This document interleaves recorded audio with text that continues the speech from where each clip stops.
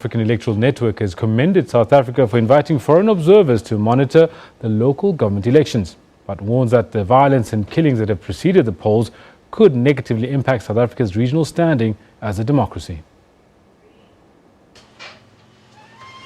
Rindai Chifundevava has just returned from a 2-week stint in KwaZulu-Natal, training observers at the invitation of South Africa's Council of Churches.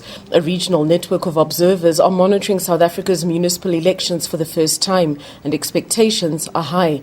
We expect credible elections in South Africa to set a role model because it has been a regional economic power.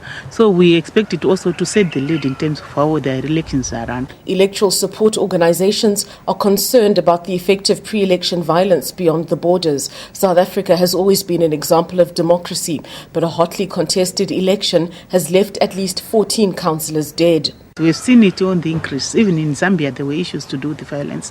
In the past, we used to have Zimbabwe in the lead when it comes to electoral-related violence in SADC. So now we're concerned that it's spreading all over in most countries, and that's really an issue of concern.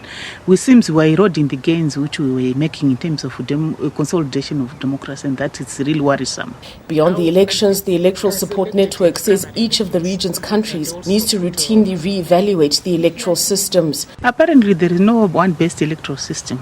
When you look at systems, and I remember we used to hail the Lesotho mixed hybrid system as the best because it takes both some advantages from proportional representation and some from first past the post system.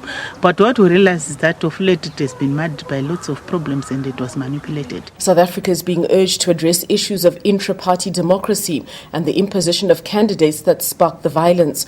The message from its neighbours is clear. The region is watching. Shingai Nyokai, SABC News, Harare, Zimbabwe. Some international